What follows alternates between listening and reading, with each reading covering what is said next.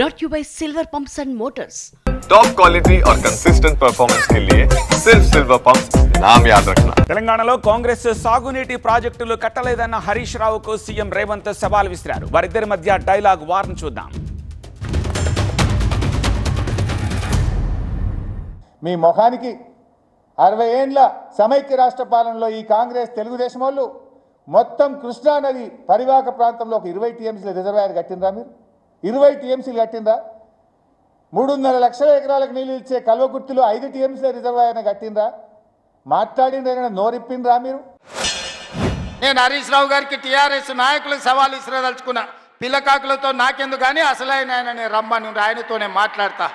శ్రీరామ్ సాగర్ మీద మాట్లాడదామా, నాగార్జున సాగర్ మీద మాట్లాడదామా, శ్రీశైలం ఆనకట్ట మీద మాట్లాడదామా, జూరాల మీద మాట్లాడదామా, భీమా మీద మాట్లాడదామా, నెట్టంపాడు మీద మాట్లాడదామా, కోయిల్ సాగర్ కట్ట మీద మాట్లాడ డైవర్షన్ స్కీమ్ దగ్గర మాట్లాడదామా, లేకపోతే మంజిరా పరివాహక ప్రాంతంలో మాట్లాడదామా? చంద్రశేఖర్ రావు గారు, వీళ్ళని కాదు, నువ్వు రా, నువ్వు వస్తే నీకు తెలుస్తుంది మేమేం చేసినాం, మీరేం చేసినాం.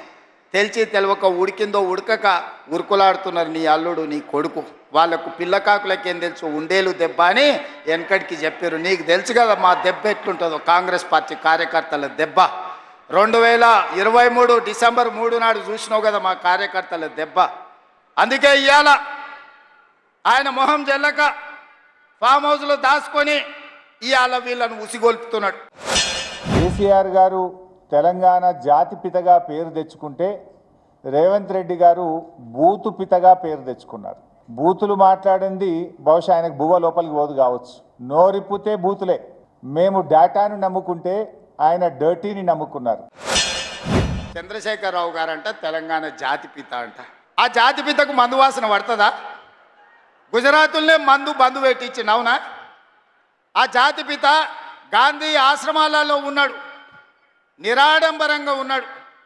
మరి ఈ జాతిపిత వాసన లేకుంటే నిద్ర లేస్తాడా? జాతిపిత ఎక్కడో చిన్న చిన్న దళిత వాడల్లో జీవితం గడిపితే 100 ఎకరాల ఫామ్ హౌజుల్లో ఈ జాతిపిత గారు ఉన్నారు. ఈయన జాతిపిత ఎట్లయితాడని నేను అడుగుతున్నా. అసలు పోల్చుకోవడానికన్నా పొంతన ఉండాలి కదా. పులిని చూసి నక్క వాతలు పెట్టుకుంటే వాతలతోని నక్క పులి అయిపోతుందా? జాతిపిత అంటే ఎవరు? కొండ లక్ష్మణ్ బాబూజీ జాతిపిత. జాతిపిత అంటే ఎవరు? ప్రొఫెసర్ జయశంకర్ జాతిపిత.